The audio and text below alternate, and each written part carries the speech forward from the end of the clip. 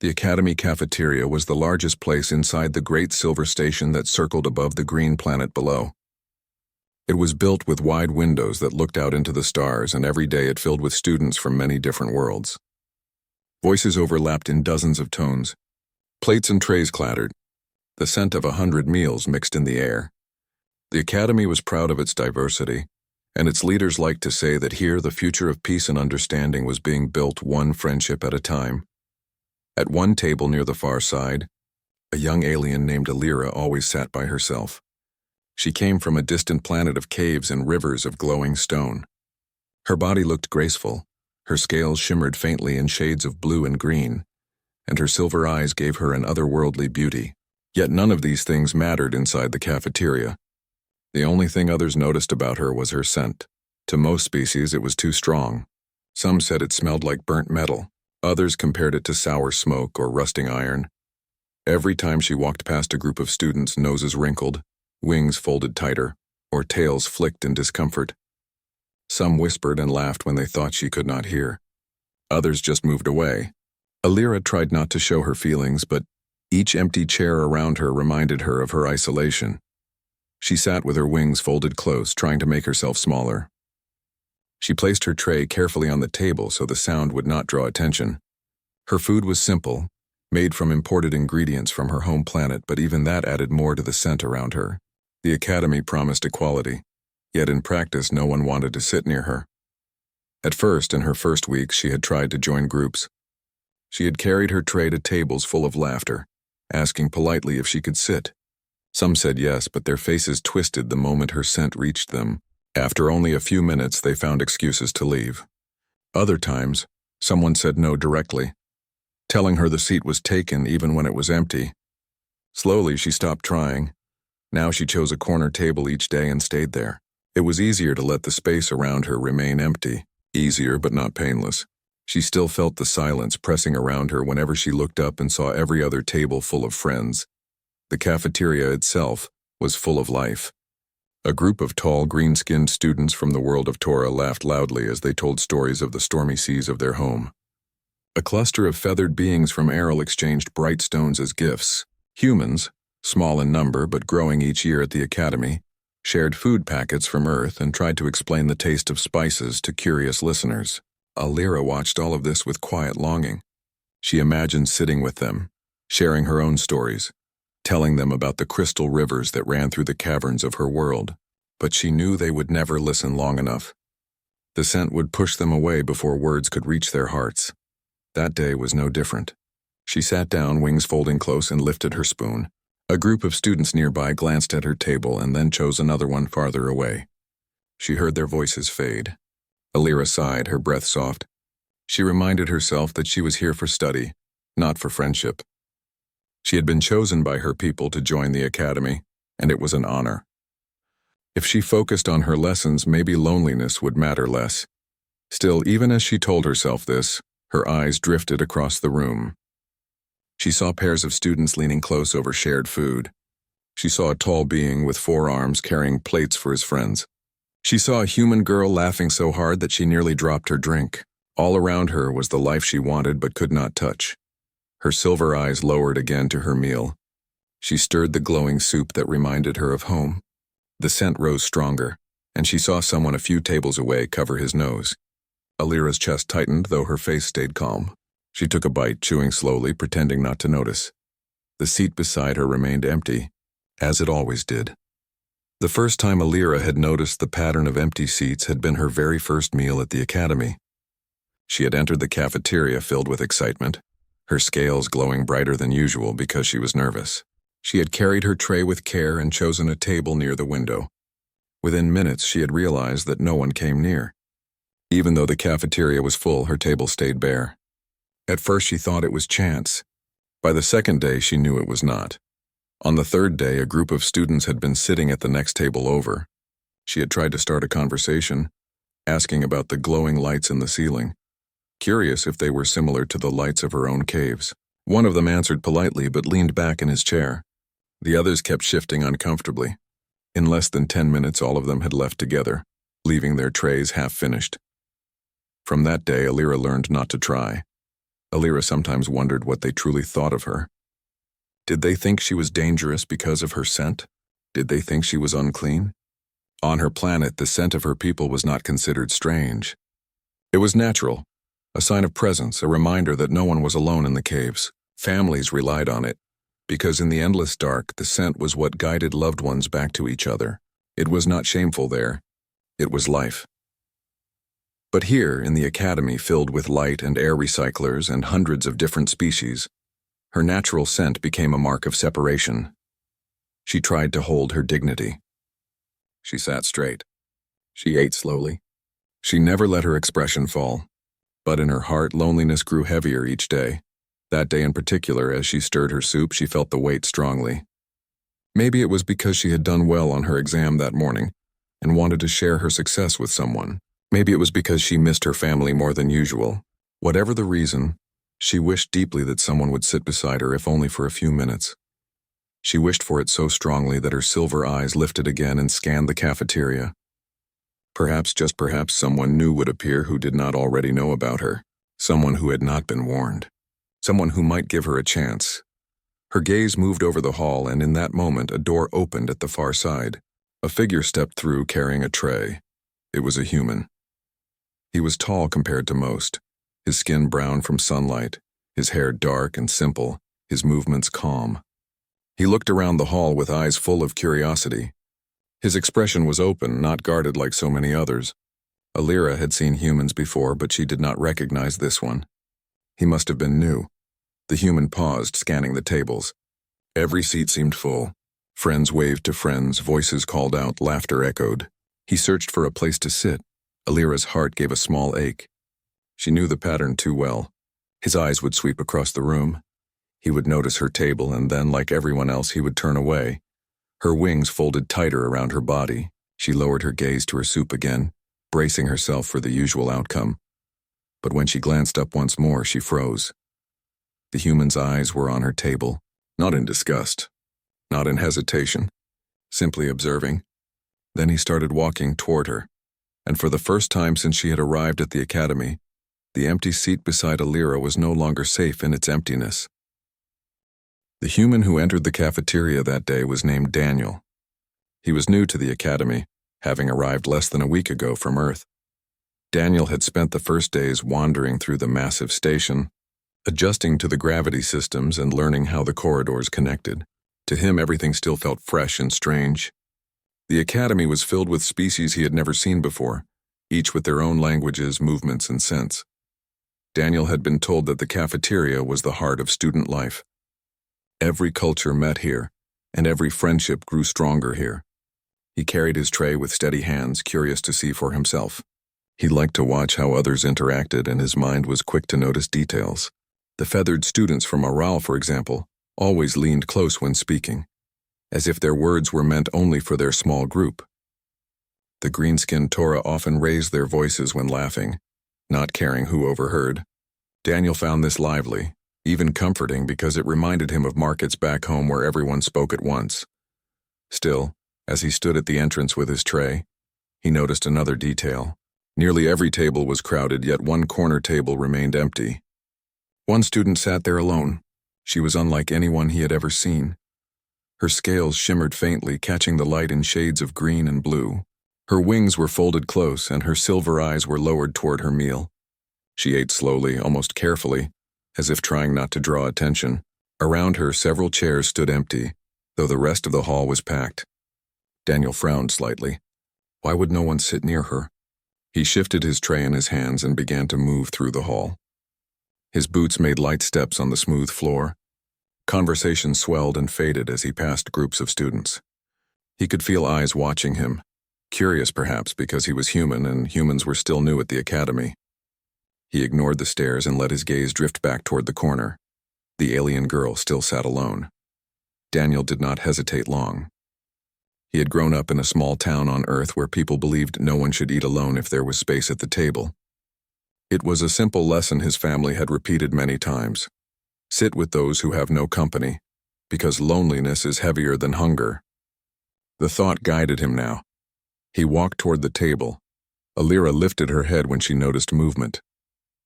At first, she expected the same as always, a glance in her direction followed by a turn away.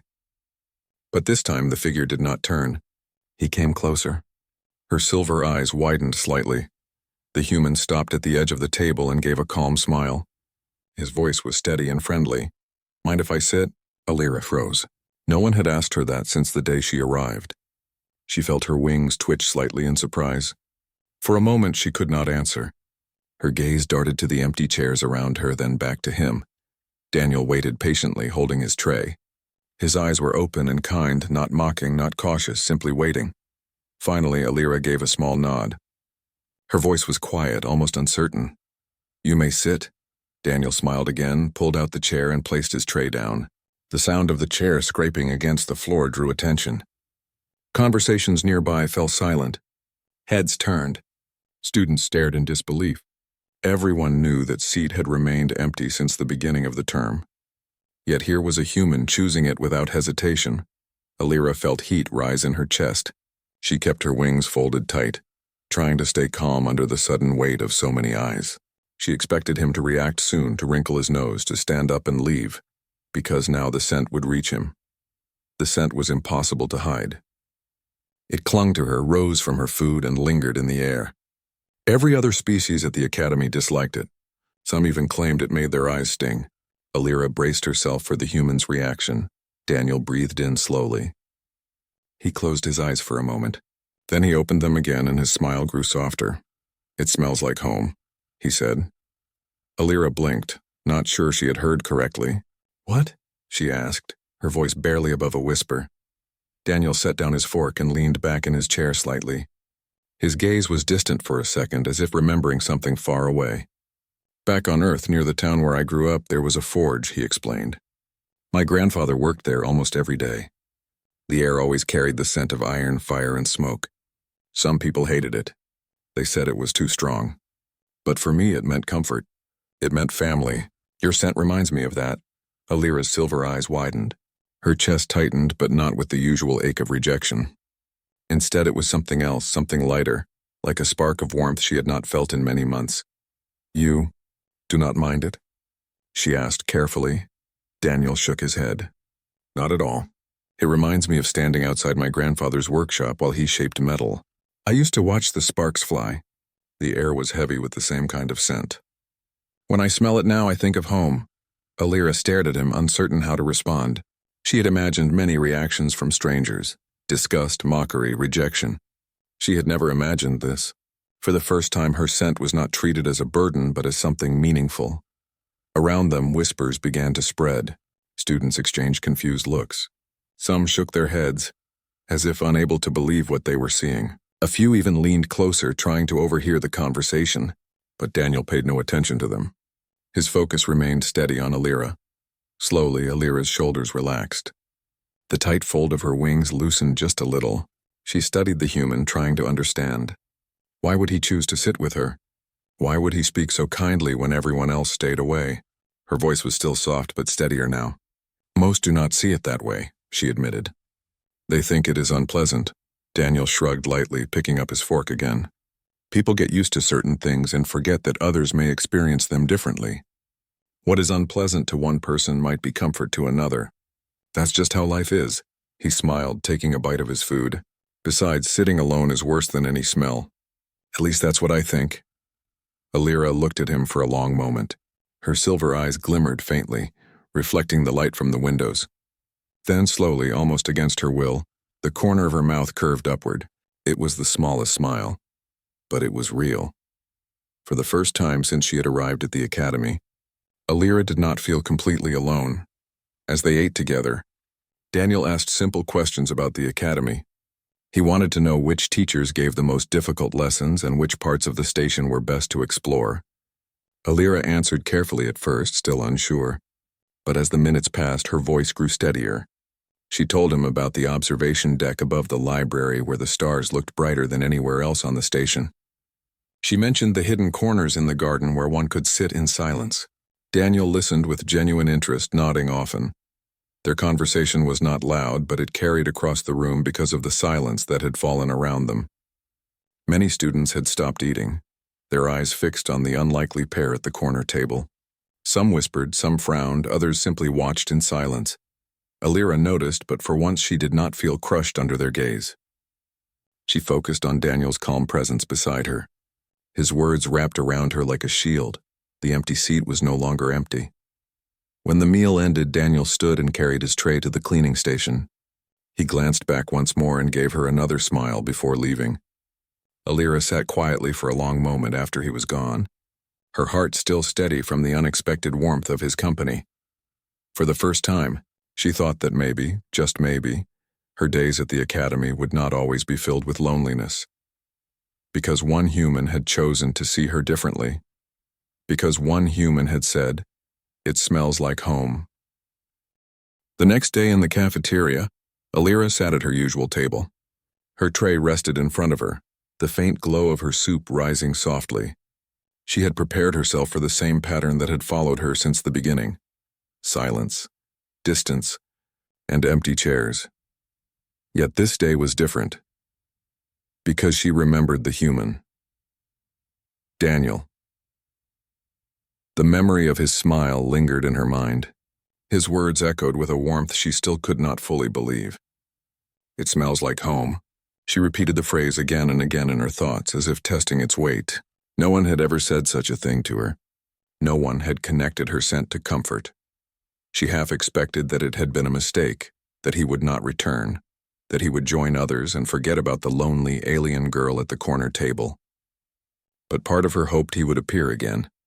And then, as the doors opened, she saw him. Daniel walked with steady steps, carrying his tray. He scanned the room only briefly before heading straight toward her table. Students turned their heads, surprised. Whispers rose again, though quieter this time. Alira felt her chest tighten, both nervous and hopeful. Daniel reached the table and gave a nod. "Mind if I sit again?" he asked. Her wings shifted slightly and she answered softly, "You may." The empty seat was filled once more. Daniel placed his tray down and began eating casually. He did not look around at the others. He did not seem to care about the whispers. His attention was steady, calm, directed toward the moment. "You seemed surprised yesterday," he said between bites. "Didn't expect me to stay?" Alira lowered her eyes. "No one stays. Not for long." Daniel tilted his head slightly, watching her. "Then maybe it is time someone did." Her silver eyes lifted, meeting his for a moment. There was no mockery in his expression, no hesitation, only sincerity. She felt the faint spark again in her chest. She wanted to believe him. As they ate, Daniel began to ask more about her world. He leaned forward slightly, his voice filled with curiosity. "You said yesterday your scent reminds people of home, of presence in caves. Could you tell me more about that? What is your home really like?" Alira hesitated. No one had asked before. No one had cared.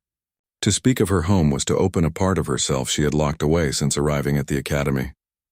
She studied Daniel carefully, but his expression was open and patient. Slowly, she began to speak. "My world is made of stone and rivers that shine in the dark," she said softly. "The caves stretch for many days of walking, and inside them, families build their lives. There are no wide skies like here, no great windows of stars. There is rock above, below, around. The rivers glow with crystals, and their light guides us. But light alone is not enough. When one travels deep, the air is heavy. The paths twist, and voices cannot carry far. That is why we have scent. It marks us. It tells us who is near, who is family. Without it, we would be lost."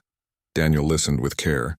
His eyes did not drift. His body leaned in slightly as if every word mattered. Alira continued. "When children are born, their scent is welcomed as a sign of life. When one returns from the deep paths, the scent is how family knows they are safe. It is not something to hide. It is something we share." She paused, her silver eyes lowering again. "But here, it drives others away." Daniel let her words rest in the air before answering. His voice was thoughtful. "It sounds like something precious, not something shameful. You grew up with it as a guide, as a connection. That's powerful. I think the others here don't understand the story behind it. They only notice what feels strange to them." Alira looked at him, uncertain. "And you? You do not find it strange?" He smiled gently. "Strange, yes. But strange does not mean bad. Like I told you yesterday, it reminds me of home. My grandfather's forge smelled of iron and fire. It clung to his clothes. When I was young, I would sit nearby while he worked. Everyone in town said the air was too heavy, but for me it was comfort. When I smell your presence, I feel the same comfort.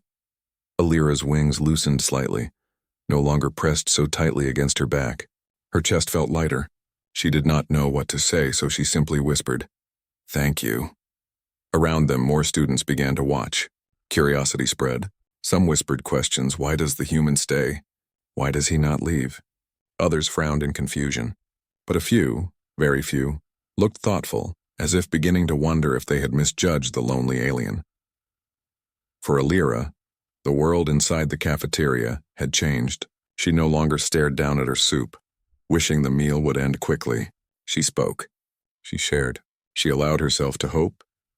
The sound of her own voice telling stories felt new and fragile. She spoke of the glowing rivers, of how families carved homes into the stone walls, of the way crystals hummed softly when touched.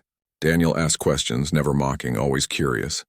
She told him about a ceremony where families placed glowing stones at the edges of the river to honor those who had walked too far and never returned. Her voice trembled at that memory, but Daniel listened with respect. When she finished, silence stretched for a moment. Then he said quietly, "Your world sounds beautiful. I would like to see it one day." Alira blinked, her silver eyes wide. No one had ever spoken of wanting to see her world. No one had ever considered it beautiful. Yet here was a human saying it with simple honesty. Her throat tightened, but she managed a small smile. "Perhaps one day you will." The days that followed became different from all before. Each day Daniel came to her table. Each day he filled the empty seat without hesitation. At first the cafeteria buzzed with disbelief. Students turned their heads, waiting for the moment he would finally leave her behind. But the moment never came. Instead, they saw something else: conversation. They saw the alien girl speak more each day, her silver eyes lifting instead of lowering, her wings relaxing instead of curling. They saw the human laugh at her descriptions of glowing crystal fish, and they saw her smile at his stories of earth rain falling on rooftops. The whispers in the cafeteria began to shift. Some still mocked, but others grew curious. What does the human hear that we do not? What does he see that we miss? Daniel did not pay attention to the whispers. His focus was on Alira, and Alira, for the first time since she arrived, felt something new. She felt seen. One evening, as the cafeteria lights dimmed and students began to leave, Daniel and Alira remained at the table. Their trays were empty, but neither moved yet. Outside the wide window, stars shimmered against the dark. Alira looked out at them and spoke softly. "When I first came here, I thought the stars were too many. I was used to the caves where the sky is stone. The stars felt endless, too wide, too far. I thought I would never belong in such a place." Daniel leaned back, his gaze following hers toward the stars. "When I first came here, I thought the same. Earth skies are wide, but not like this. I felt small. But then I remembered what my grandfather used to say. He said no matter how wide the sky is, what matters is who you share it with." Alira turned her silver eyes toward him. His words settled inside her like a quiet flame. For the first time, the stars beyond the window did not feel distant. They felt possible. That night, as she returned to her room, Alira realized the truth. The scent that once brought her only loneliness had become something else. To one human, it was not rejection. It was memory, comfort, home. And through his eyes, for the first time, she began to believe her scent might hold meaning beyond shame. The cafeteria was still filled with whispers, still filled with doubt. But now each time she sat at her table, she no longer expected emptiness. She expected Daniel. And that expectation alone made her world brighter. The cafeteria no longer felt the same.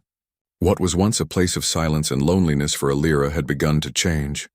Each day, Daniel came to sit with her, and each day their table felt less like a corner of rejection and more like a place of belonging. At first, the other students stared with open surprise.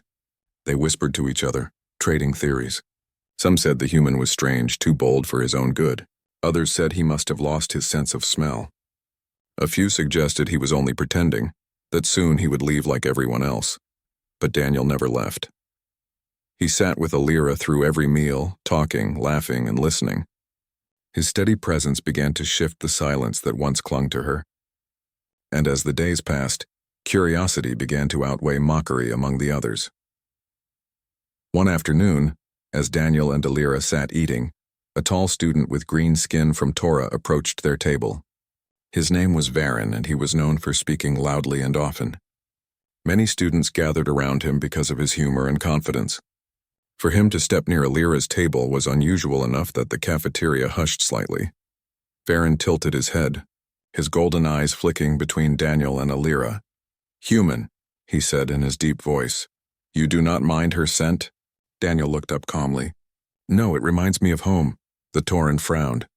"It stings my nose. It makes the air heavy." Daniel shrugged lightly. "Maybe that is because you do not know what it means. On her world it is life. It is family. If you knew the story, you might think differently." The cafeteria grew quieter. All eyes turned to Alira. She shifted slightly in her seat, her wings trembling with nervousness. For so long she had been silent. Speaking now felt like stepping into dangerous ground, but Daniel's calm gaze steadied her. She took a slow breath and said softly, "Where I come from, the air is heavy always. The caves are dark and endless. Our scent tells us where our families are. Without it, we would be lost. To us, it is not a burden. It is a sign that no one is alone." Varen blinked, his expression uncertain. He opened his mouth as if to speak, then closed it again. Finally, he gave a slow nod. "I had not thought of it that way." He stepped back, returning to his own table, and for the first time, the silence around Alira's words did not feel heavy with judgment. It felt thoughtful. That moment became a turning point. The next day, a feathered student from Oral named Mira stopped by their table. Her feathers shimmered in bright blue, and her voice carried a musical tone. She asked Alira to describe the glowing rivers again, the ones she had mentioned to Daniel before. Alira hesitated, but then spoke, and Mira listened with wide eyes, fascinated. On another day, 2 students from Earth, curious about Daniel's choice, joined them for a short while. They asked questions about Alira's world, about the crystals that hummed, about the ceremonies by the rivers. Alira answered carefully at first, but when she saw genuine interest in their eyes, she spoke with more strength. Each small step built a larger change. The once empty space around her began to fill. Slowly, a small circle formed. Students who were willing to listen. Students who stayed even when the scent pressed against their senses. And at the center of that circle was Daniel. For Alira, the change was almost overwhelming. She had spent so many days guarding her heart, hiding her voice, folding her wings tightly to appear smaller. Now laughter escaped her lips. Now she told stories freely. The ache in her chest that had once followed her every step grew lighter. She remembered the first day she had come to the academy, the way every glance felt sharp, the way every chair around her remained empty. That memory still hurt, but it was beginning to feel distant. In its place was a new memory.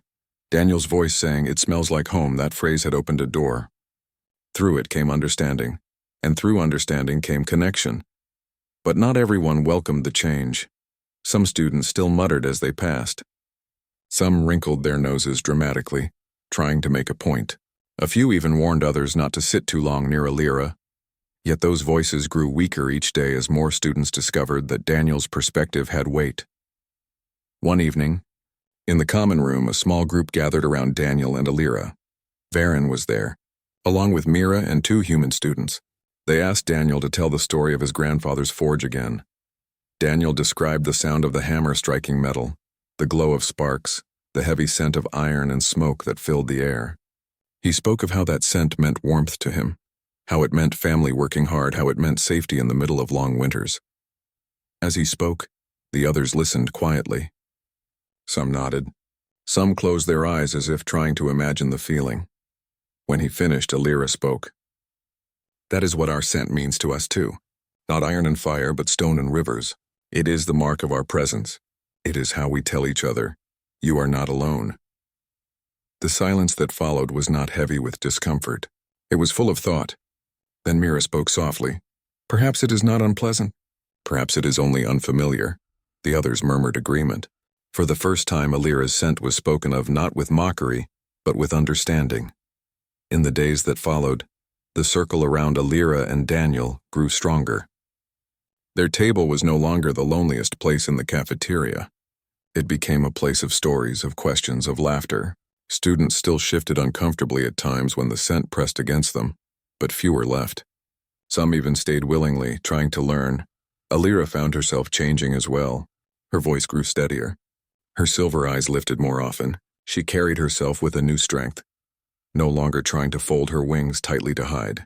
She had begun to believe that maybe her presence was not a burden, but a gift waiting to be understood. One night, as she walked back to her room after another long day, she paused by the wide windows of the station. Stars shone beyond the glass, endless and bright. She thought of the caves of her world, of the scent that guided her people through darkness. Here, among the stars, her scent still carried meaning, because Daniel had chosen to see it differently. She whispered softly to herself, "Not alone." The words felt true now. The academy staff noticed the change too. Teachers who had seen Alira's silence in class began to hear her voice during discussions. She answered with knowledge and clarity. She spoke of her people's ways with pride instead of hesitation. Even those who once ignored her began to see her as more than the lonely student in the corner. Her bond with Daniel had started as a single moment of kindness, but it had grown into something larger, a bridge that others could walk across. Through him, her presence became more than just tolerated. It became respected, and with each passing day, the circle widened. The cafeteria still held many voices, many meals, many scents, but now in one corner there was no longer silence. There was no longer an empty seat that spoke of rejection. Instead, there was a group of students gathered together, sharing food and stories. At the center of it sat Alira, her silver eyes bright, her wings no longer folded tight. Beside her sat Daniel, calm and steady, his presence unshaken. What had once been a table of loneliness had become a table of new bonds. The academy had begun to feel different. It was not only Alira who felt the change. The halls no longer carried the same whispers, the same mocking laughter that once chased her. Instead, there was curiosity. Students from many worlds started to ask questions, not only to her but also to Daniel, wanting to understand how a human could see value where they had seen only burden. In the cafeteria, the once empty table had become a place of gathering. Sometimes it was loud with laughter, sometimes quiet with stories, but it was never empty anymore. Alira sat with her wings relaxed, speaking with growing confidence, while Daniel listened with his calm patience. Around them, others came and went, drawn by the strange warmth that had taken root there. Yet the change was noticed not only by students. The Academy Council, a group of teachers and leaders from many species, began to watch. They had long believed that unity among their diverse students was possible only through strict rules and shared duty. But here at one simple table, something greater had begun without command or rule. It had begun with choice. One day, Daniel and Alira were called to meet the council. The council chamber was wide, with tall windows that showed the stars stretching endlessly. Teachers sat in a circle, their forms varied. Some scaled, some feathered, some human. In the center, Alira and Daniel stood side by side. An elder from the council, a being with pale skin and 6 eyes, spoke first. "You have drawn much attention. For many cycles, this academy has struggled with divisions. But in recent weeks, we have seen something different. Students from species that rarely mix now gather at one table. We ask you, how did this begin?" Daniel looked at Alira, then back at the council. His voice was calm. "It began when I sat down. That is all." A ripple of quiet moved through the chamber. Some members leaned forward. One of the human teachers smiled faintly. Another council member with scaled hands asked, "Why did you sit?" You knew the others avoided her. Daniel answered simply, "Because I did not see something to avoid. I saw someone who should not be left alone." The words settled heavy in the air. Alira's heart beat quickly. She wanted to speak, and though fear touched her, she lifted her voice. "On my world, our scent keeps us together in the dark. But here it pushed others away." When he said it reminded him of home, I realized I was not only a burden, I was still myself. His choice showed me that my voice mattered. Silence followed. The council members exchanged glances, and for a long moment no one spoke. Then the elder with 6 eyes nodded slowly. "Perhaps the smallest choice carries the greatest weight. What rules cannot do, kindness may." News spread quickly after that meeting. The council had spoken openly of the conversation, and the students listened. Stories moved through the academy, about the human who sat beside the alien, about the scent that once drove others away but now had become a symbol of family. Some mocked less. Some stopped mocking entirely. A few even admitted their shame for having judged her before. While not everyone changed, enough did that the atmosphere across the academy grew lighter. Weeks passed. Alira's bond with Daniel deepened, but it was not only friendship now. It was something larger, a symbol to others. Students began to use their table as a place to bridge gaps between species. A Tauran sat beside an Oral. A feathered student shared food with a scaled one. They still struggled, still wrinkled their noses sometimes, but they tried. And trying mattered. Alira found herself guiding conversations, telling stories, answering questions, and asking about others in return. Her silver eyes shone when she spoke, and the strength in her voice surprised even her. The lonely student she had once been seemed like a shadow fading into the past. Daniel remained steady, always near, but he never claimed attention. He simply listened, added a thought here and there, and gave space for others to find their voices. His gift was not loudness or command. It was presence, and in that presence, others found courage. One evening, as the two of them walked along the outer ring of the station, stars blazing beyond the glass, Alira spoke quietly. "Why did you really sit with me that day? Was it only kindness?" Daniel thought for a moment before answering. "When I was a boy, I often felt different. My family's forge smelled of smoke and iron. Other children thought it was unpleasant. But to me, it was warmth. It was life. When I smelled your scent, I thought of that. I thought maybe someone else feels alone like I did. And I did not want to leave you there." Alira's wings trembled softly, not with fear, but with emotion. "Then your gift was not only kindness. It was memory. You gave your memory to me." Daniel smiled gently. "Maybe that is what being human is. We carry memory, and sometimes we share it so others feel less alone." The academy's final term of the year approached. A grand gathering was held where students shared what they had learned not only in studies but also in culture. Each group presented something from their world: songs, images, tales, or rituals. For the first time, Alira was asked to stand before them all. She felt fear rise again, but this time Daniel stood beside her, calm and steady. She took a breath and began to speak. She told them of the caves of her world, of the glowing rivers that hummed like gentle voices, of the crystals that shone faint light in endless dark. She explained how her people's scent guided them through shadows, how it was not a curse but a bond. She spoke of family, of belonging, of never being alone. At first the crowd was silent, but then Mira, the feathered student, began to clap her wings softly. Varan, the tall Tauran, added his heavy hands. Soon the room filled with sound, and Alira's silver eyes glistened as she realized her voice had reached them. That night, as the celebration ended, the head of the council spoke before all the students. His voice was firm but kind. "Let this be remembered. Unity is not built by rules alone. It is built by small choices. A human's choice to sit, an alien's choice to speak, and the courage to listen. These are the gifts that bind us." The words were carved into the memory of the academy from that day forward. Alira no longer walked the halls with folded wings. She walked with pride. The scent that once isolated her had become a mark of resilience, of culture, of connection. Students no longer avoided her. Many greeted her warmly. Some even sat close by choice, ignoring the sting in their noses, because they understood what it meant, and always. Daniel walked beside her, steady and quiet, his gift of presence never fading. Together, they had shown the academy something greater than knowledge. They had shown them the simple truth of humanity's gift. The power to see another not as a burden, but as a story worth hearing, a presence worth sharing, a life worth sitting beside. The stars outside the station shone endlessly, a reminder of how vast the universe was, how small each being seemed within it. Yet in that vastness, one human's small choice had lit a path that others now followed.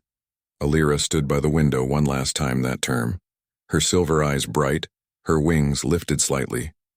She whispered again the words that had once felt impossible: "Not alone." And this time the words belonged not only to her, they belonged to all who had learned to sit beside her, to all who had chosen to listen, and to all who would carry that lesson into the stars.